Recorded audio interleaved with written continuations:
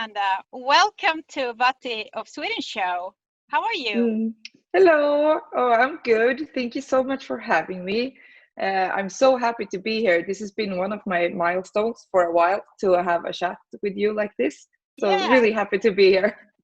yeah, great. So, Amanda, let me just introduce you. Amanda Borneke, you are actually a former jewelry designer with a double major in environmental science and management. But Yes. also a sustainability expert on demolition and deconstruction in the construction industry. Mm. And also a public speaker, an influencer, entrepreneur, and a podcast host. Wow, Yeah, that's just some small things. and actually, I just told you that I was in looking at your website. So you have an amazing website also. So Oh, I'm so thank you. happy that I'm so happy that you're here, and also I truly like your latest mission that you state that you want to find out how sustainability can create profit in the construction industry. And Yes. for me, it's really a super interesting topic because, as you know, my mission is also to do good business, to create profit, and at the same time do well by Mm. doing good. So let us talk a little bit about that in your field. Of course. For this is, I want to create profit in the construction industry with sustainability just because it's almost like a myth that you can't work with sustainability, and because then you will always have less quality. It's going to be expensive, it's going to be difficult, the employees won't agree to it. It's just a bad thing to do, and I Yeah. wanted to change that. So my entire approach to it when I went in the construction industry, I wanted to do something that has never been done before. Wow. And I and I realized that most of the projects and the leaders, they only have the inspector type character, especially if you're an environmental person of the industry. You only have the inspector type. So the only thing you do is you go around with a checklist, what everything that every person does wrong on the construction site, and just write that in your book. Yeah, wrong, you're doing it wrong, you're not doing a great job Yeah. either. And that approach puts such a negative vibe on doing sustainability, and that didn't work for me at all. No. And I also thought that was a weird way to achieve change. If we only talk about, I want to inspire improvement. How can I inspire improvement if I only measure what we're doing wrong? Yeah. You're truly completely right there. So So, my mission was to have a checklist on what everyone is doing great, good. And that also made the projects improvement every single time. yeah, Because before they only tried like, okay, this is what we did wrong last time, try not to do it again. But with my checklist, it's almost that you want to be part of the change because you feel like you're doing something good. And the workers never really felt that someone gave them that positive personal feedback either. And that was so important for me as well, to really tell them you did a great job this time. Or maybe just ask them, include them in, what do you need to be successful in this specific work yeah, task that you have? How can I help you? How can I integrate sustainability there? But you decide how I do it. yeah. That's the essence of integrating, to include the workers also, not just have a high bold vision and a mission statement in the company, but also to, as you say, take it down to the workers and include them in the work. So just I found a little statistics about our waste in Sweden, and just let me just present those. So the construction and demolition industry is the business area after the mining industry that produces the most waste in Sweden. And according to the waste statistics, which were reported in June 2018, which is kind of, I think we need to have figures from later on, like 2020 soon, but a total of 9.8 million tons of primary construction and demolition waste was generated in Sweden in 2016, of which just under 0.4 million tons of hazardous waste. So this corresponds to 31%, according to the statistics, of all waste generated in Sweden, and 16% of all hazardous waste after the large amount of mine waste has been conducted. So that's huge. I mean, as we say, it's the second largest waste in Sweden. Yeah, I have some work to do. Yeah. I'm not going to be done soon. But yeah, those numbers are really interesting because they really show how much waste we create in my industry. A lot of people don't think about that. Most of it we can reuse. Actually, we just throw away so much that we can reuse. And the second part is that the two biggest projects happening in Sweden right now, both in Stockholm, that's Slussen, and in Gothenburg, Västlänken, they generate so much waste right now, but those figures won't be in until those projects are closed. So I'm really looking forward to the numbers when those projects close. Right. And then,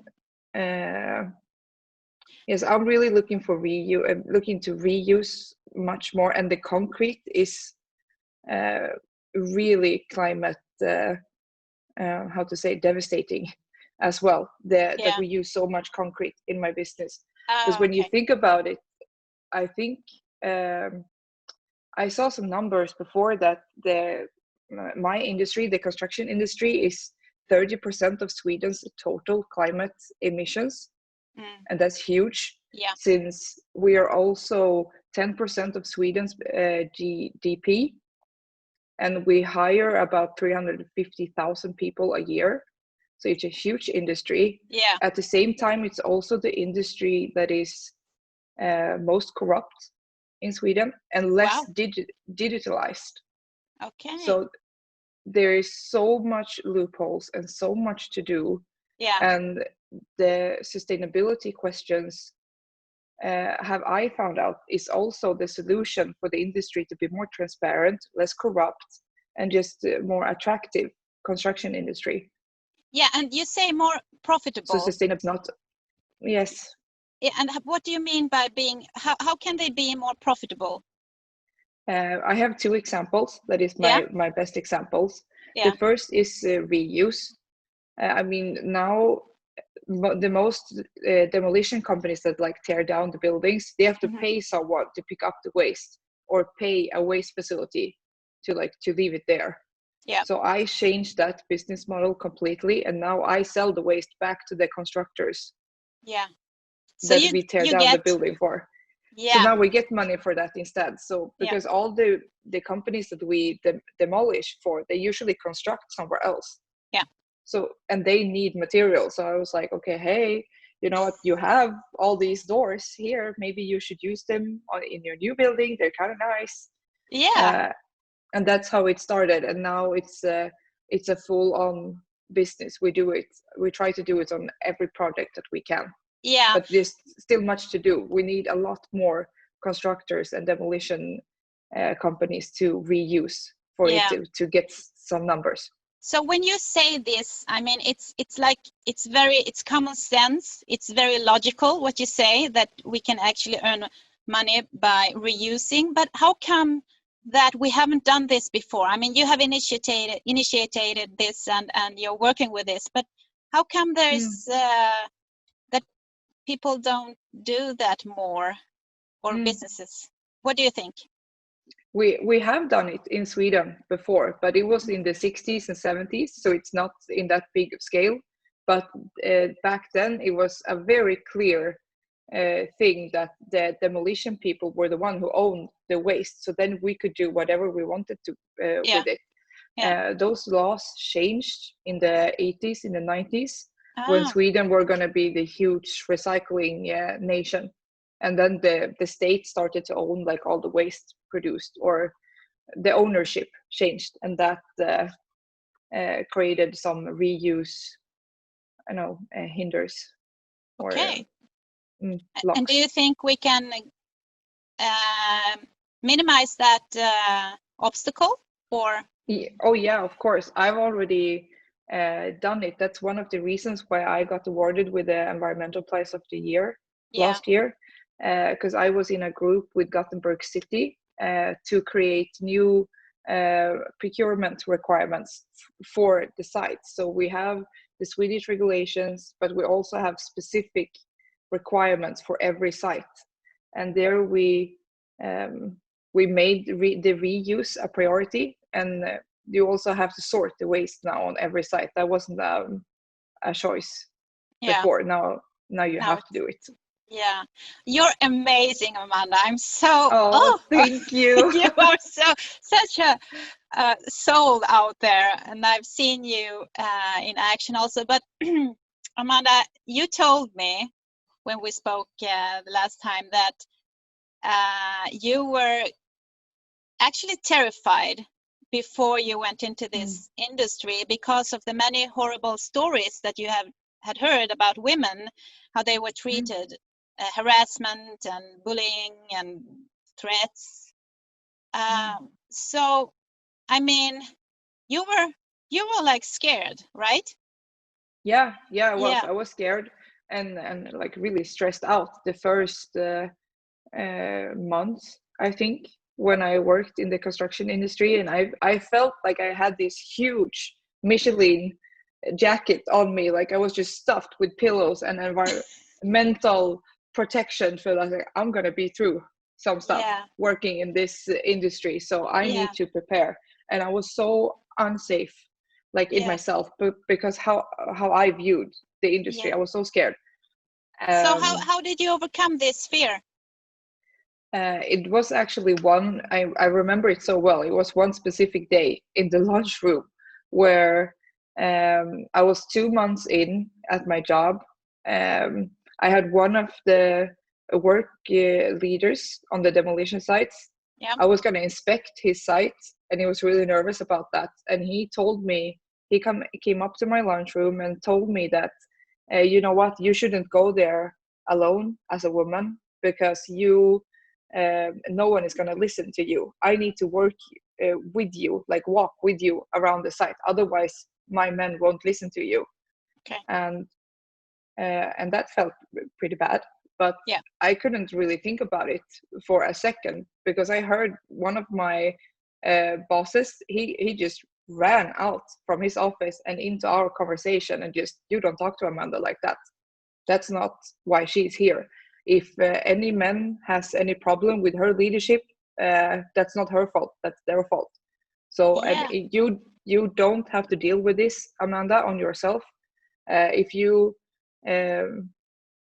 feel any harassment or threats to you, just tell me and I will handle it. You're not supposed to handle it alone.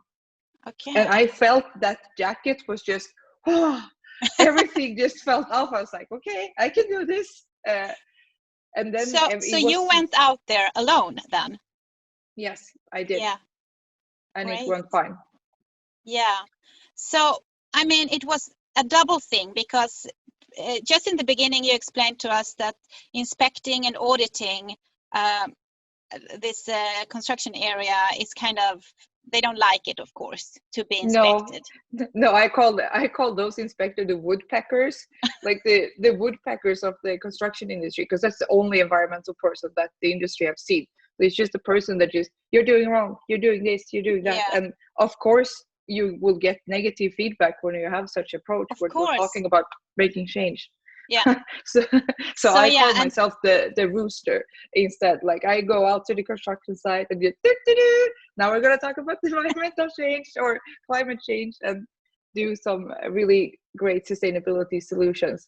And that my leadership is one part, but also being so backed up by my CEOs.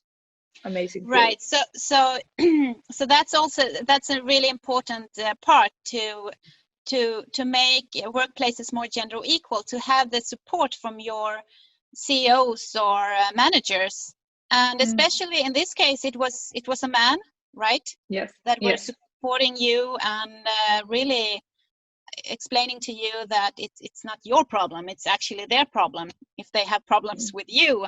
I mean, I think that's a good leadership. Yeah, we had some really good leadership, and it was so, I felt so safe, because then even if anything would happen, Yeah. I would know kind of like how it would work. I will go to my boss, I know I had support from him, and we just take it from there. I know that I would be heard if I ever needed to take up any of those questions. Yeah. But so yeah, I think my own leadership, and then just being supported. Yeah, Because exactly. that, like when my boss did that for me, it only took a few days for that work leader to do the same thing out on the construction site. I mean, that behavior inspires so much. And even he had a total different perspective just a few days before. Yeah. And that's maybe the first thing you think about, to protect you by companion you in that inspectional work. But actually you really need the support to put yourself out there and take command of your work, not be protected, by someone. No, exactly. No, it's like both. I felt like I owned my agency and my own like confidence to make a right choice, because I know that someone believed in me. So, and even if I did that before, I still had like the Michelin jacket before, so something changed, and I became so sure in myself, and that I can do this. I have so many people believe in me. I believe in myself. I can take on any challenge now.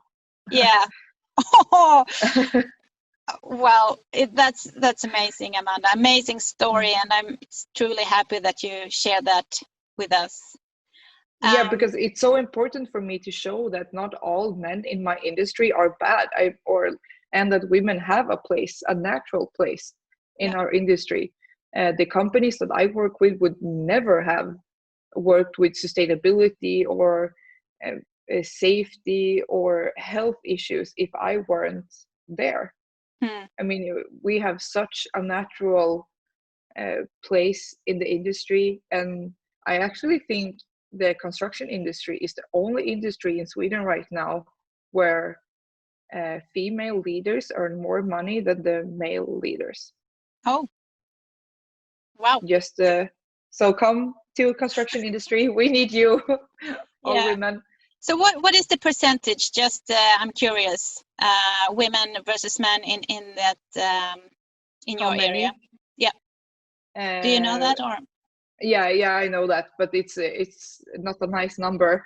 We are one woman per 100 men. So yeah. So 1% out of 100%. Wow, that's you have you have a lot of work to do, but I mean, you are out there inspiring. You are an influencer, so let's keep up the good work and keep on inspiring, especially women, to do what you do, or work with that business area. Oh, thank you so much. Yeah. So I read something that made me really curious about you. You were talking about extreme building, and I was just like, what extreme building? What is that? I'm not from the building industry or construction industry. I'm actually a chemical engineer, but never mind. But extreme building, please just explain in short, what is extreme building? Yes, and that's part of that's an article I wrote for last year, because I was so mad. I was so mad on all the extreme building, because they're building like Sweden's highest building here in Gothenburg, and they put so much money on that type of extreme building. Like, you have pool sliding out of the buildings on the terrace floor. We have fountains building all over the city, and just extreme buildings. And I'm questioning what kind of social value that have. for the society. And if I don't think we should spend state money building those buildings because they're for everyone, they're for a specific class, or for the rich mainly. And I really don't think that's how we're supposed to build right now. We need to build apartments, especially for young people, and just focus on the housing, because people don't have anywhere to live. And then it gets wrong for me to have those extreme buildings where it's all about prestige. You don't really think about what material you're using or what it's doing to that specific environment on where it's built. So yeah, we just need to like stop and say, is every building okay to build, or can we please have some social value to it as well? Yeah, but if I want to challenge you here, Yes. I mean, people, maybe some kind of people really want and think these buildings are beautiful, and they want this kind of buildings to live in and such. But what if we would integrate the social aspects and the environmental aspects into this value chain of how to build these extreme buildings? What do you think about that? Could that be a solution, or what do you think? It would be one step on the way, but I don't want to forget about those people that doesn't have a home in Sweden. Like we have people, I don't know, it's not like the ghettos, but you know what I mean. Like we have some areas in Gothenburg and in Stockholm and in Malmö that is very, they need more housing. Like young people don't have anywhere to live. And for me, that's the most important question right now. And sustainability should always be integrated, but I don't think it's a valid excuse to keep extreme building. I mean, the highest building that I talked about here, Karlatornet, one apartment was sold for 66 million kronor. I mean, it's extreme. I mean, it's not but how do they finance it? You said state money, but is that how they finance it? No, Karlatornet is Borneke. It's a construction company who work with extreme buildings. He's Ola Sarnecki. He's like the Elon Musk of Sweden. He's an extremely cool entrepreneur, and I appreciate him so much. And the extreme building is not, that article was not aimed for him at all. It was just, I wanted construction companies to just stop a bit and think about what the social values are for this project, and can we integrate it more? Do you really have to build one more pool on one more roof in Gothenburg, or can you invest those money to build an apartment house in a poor area? Because it will do more change there for those people. More higher impact. But Amanda, and you wrote this article, and I mean, what kind of feedback did you get? Because it was kind of your article was challenging this kind of extreme building, right? So what was the feedback to your article, and how did you handle the feedback?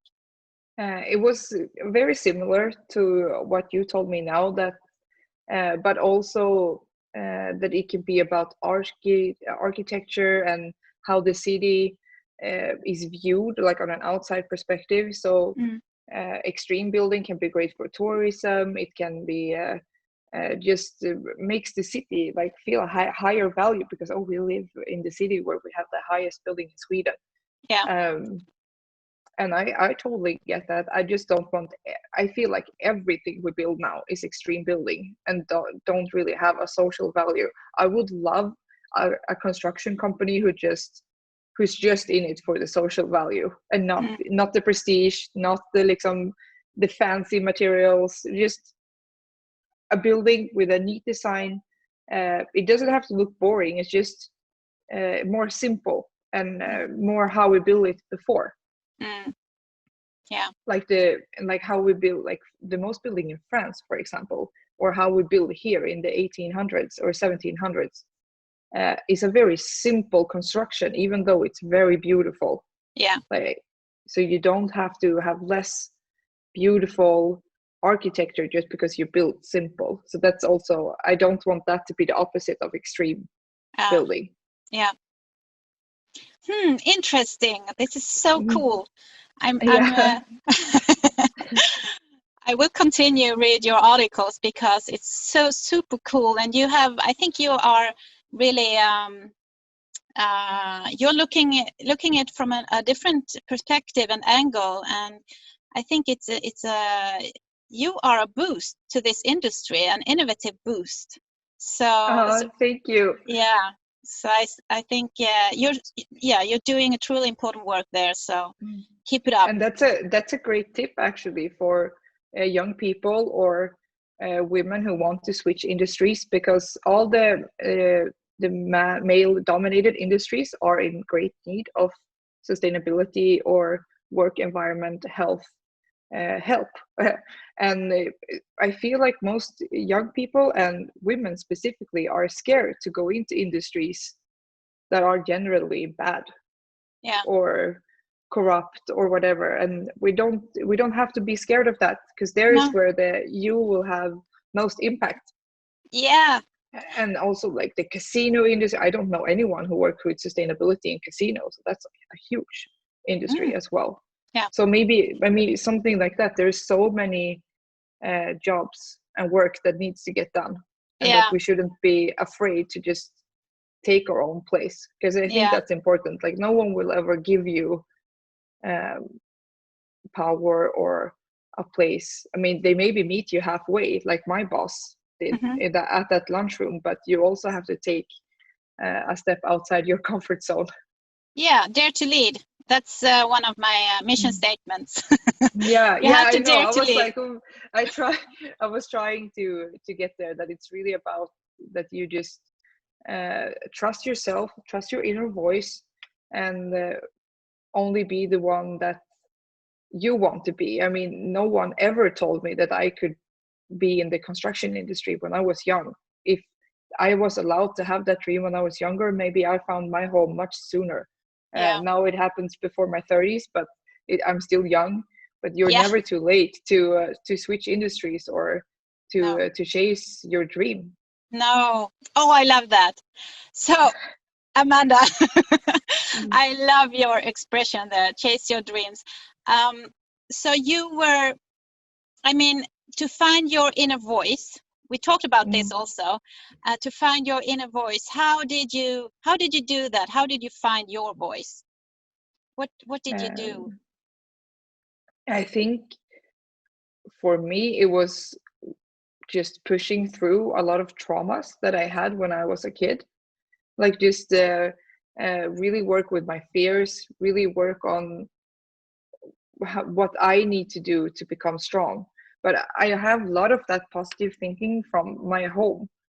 I became a jewelry designer, as you mentioned before. I became that when I was 13, because my parents... How old were you? 13. I had my first company when I was 13. Wow, amazing. But because that's where their approach was, that a lot of women have hobbies their entire life that they don't know how to create a business model out of it. And they saw, I mean, I wasn't particularly good, but I was too good for it being a hobby. So they wanted to create a company for that, so that I could earn money, become more dependent on myself. And they just taught me that, how to dare to be independent and dare to do something different. And that I've taken with me in every challenge or everything that I do. And I still think that it's like I can only fail upwards. I can never... fail is never equal less successful. Fail is always equal more successful. And that's a really nice support, like, to have. If anything goes wrong, or life shows you some resistance, that's just you preparing for your own success later on. And you also told me about a little bit about your mother. She's been a big inspiration for you, right? Yes, a huge inspiration, because she also has companies. She's always worked a lot, and she has been my mental guide my entire life. She was into yoga, mindfulness, and meditation uh, way before me, and she tried for years. Like, come here, you should come for a hot yoga class. It would gonna do great for your confidence. And I was like, no, I don't want to. I didn't trust her at first, but when I did go to my first hot yoga class, I felt all my trauma and all my uh, depressive thoughts just disappeared. Wow. Everything disappeared when I did the hot yoga class, and just Mm. got those mindfulness tools that I needed to be less stressful, to be calm. And I feel like that's my greatest superpower, that I can Yeah. stay calm. Wow. And I feel like I can do any situation now because I am so calm. There's nothing that can get to me. No comment, no nothing that anybody can say to make me get off track or Yeah. made me doubt myself. Oh, you're wonderful. Oh, thank Such an you. inspiration. But it's so important for me to talk about it because I Yeah. haven't always been like this. It's something that I've been taught or something that I've learned. So Yeah. if I can do it, then anyone else can do it as well. Yeah. That's an important part here because it's a big inspiration for youngsters, not just girls, but also boys. Of Maybe, course. yeah, if they are depressed or lacking self-confidence and such, that they can actually work with it. And you suggest yoga, meditation, and especially hot yoga. I haven't tried it, but maybe one day. I have tried yoga, of course, myself. I have done it for It does 20 plus. something. It does something to your soul, definitely. Ah, I mean, because the first challenge to overcome is just to stay in the room because it's so hot and warm. yeah. That's the first challenge. Like, don't do any of the exercises, just focusing on breathing and being there for a full hour. Mm-hmm. That's the first challenge. When you do that, okay, then we do the first exercise, and then after a time you will see that you do all the 26 exercises and you just do it flawlessly. But it's like a wall that you have to push through, and when you Yeah. get through it, that's when you get this calm, when you feel Mm. like you can do anything. Yeah. It feels like you're gonna die, like you're gonna puke, you're gonna faint. Trust me, no one has ever done that on a yoga class, so you don't even have to think like that. Mm. You will be fine. So it's a lot of mental training. Yes, it's Yeah. the mental training that helped me to push through any wall that I face in life. Mm. Okay. Great. Thank you for those advices. That's really important advices. So Amanda, what is your next challenge? You have your mission, and what Mhm. are you looking for now? What is your, where are you heading at right now? Yes, I'm developing right now a climate calculator that's going to help the construction industry to calculate how much emission they save with Mhm. that kilo or ton of waste in that Yeah. specific material. So that's going to help making sustainability a like the factor to get a job, Yeah. because then it's not only about the price, it's also about the emissions that you save for each Yeah. and every Right. job. So Yeah. when you leave a proposal for a demolition company, leave a proposal to the constructors, and then it will help sustainability, and the price will be the main factors of if you get that job or not. And it will also be the first measurement tool for us to measure how much we reuse, how much emission does it save. And we have started to use it at one of the companies that I work with who does reuse. And Mhm. we realized that if they just hire one more person to the reuse facility, then the entire construction company will get climate positive, because that's how much emission that they save when Ah. they reuse. Yeah. Wow. And they only have Impressive. one. They only have one. The reuse facility only have one employee, but the construction company has 40 employees. So it's not that much that you need to reuse to delete all those, or like to have a carbon sink at your own company when you reuse. It's really, really interesting. Mm. And with those numbers, I hope that I can show how much change we are doing in all, like every specific site, every specific company. Yeah. And then my goal is to write a book about it and become my final goal for my sustainability work right now is to become one of the most powerful sustainability profiles in Sweden. It's a special award that you can give, but I'm really aiming for it. Wow. Ooh. I love it. Oh, thank you. Well, I wish you all the best of luck to you, and I'm looking forward to read that book of yours. Oh, So, thank you. thank you so much for coming to this show, and keep up the good work, Amanda.